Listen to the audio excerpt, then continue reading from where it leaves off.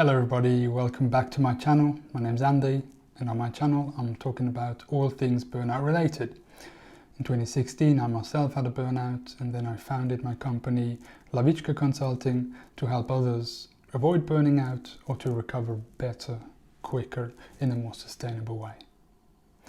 After last week's clip where I talk about who's at fault of burning out or for burnouts, today I want to talk about what companies can do so that their employees burn out less or don't burn out. First of all, have a nice and open culture. Then I think it's very important that you manage the workload well. The assignment of specific work has to be done well. Know how much an employee can actually manage and assign the work according to the skill set of the employee and to their capacities. Then have good managers. That's a key indicator, I think. Managers don't have to be only skillful and knowledgeable and smart, but they also have to have empathy. If you have a team of a couple of people, chances are that you have to manage them individually differently is very high. For example, you might have a self-starter who doesn't need a lot of direction and doesn't need a lot of support, but then there's somebody else who might need a bit more direction and a bit more support, and a regular check-in will be beneficial. Then you might have an introvert who won't speak up in meetings, but at the same time he has or she has very strong analytical skills which are very valuable and that you need to utilize without making that person feel uncomfortable. Then you might have an extroverted person who too much Excel work, sitting in front of a computer, will make him want to jump out of the window. Then have good people.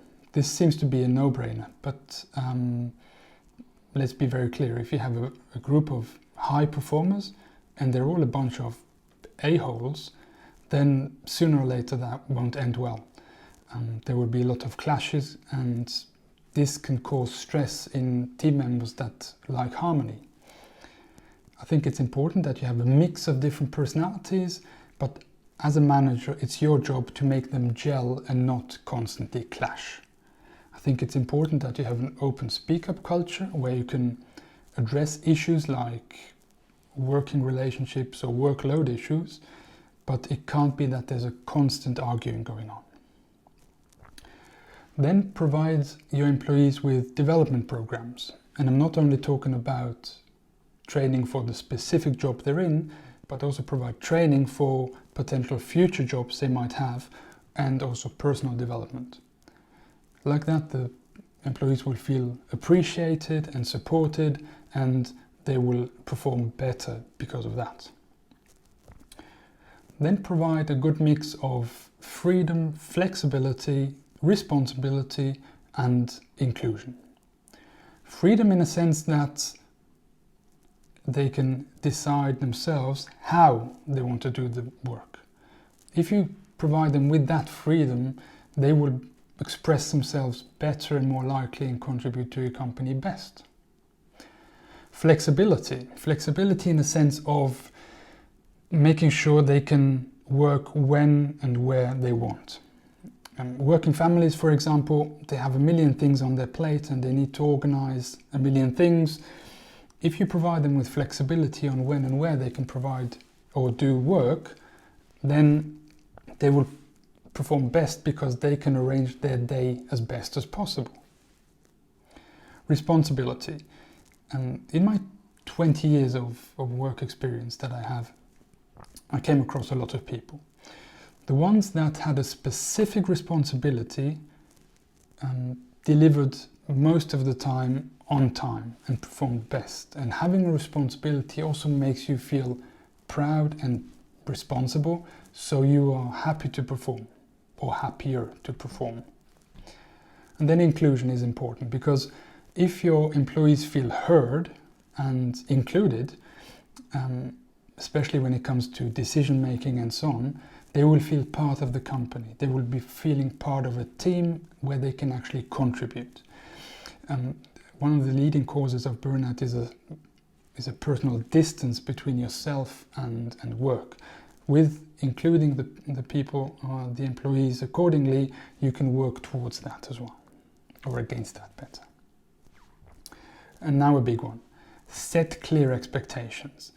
If you have crystal clear goals and expectations, your people are less likely to burn out because they know where they're at. If you have fuzzy goals and fuzzy and unclear strategy, that can be an issue. That was the case in my burnout, for example.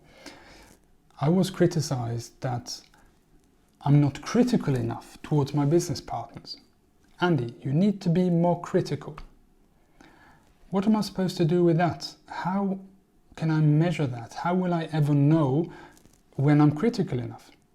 So setting clear expectations, clear goals that can be measured is absolutely key. And finally, value your employees. All of them came to your company at one point in time. They wanted to join your company, and you or your predecessor hired them thinking they can contribute somehow to our company's goals. Now, even if the strategy changes, it's your job as a manager to figure out how to bring out the strength of your employees best to contribute to the company. So, and if an employee feels valued, then I think it's pretty clear that they will contribute better to your company, and a valued employee will less likely burn out. I hope this clip was valuable to you. After talking about valuing employees, I think that's a good ending to this clip. Thank you very much for watching. Thank you very much for liking and commenting. Thank you very much for subscribing to my channel. Take care and see you in the next clip. Bye bye.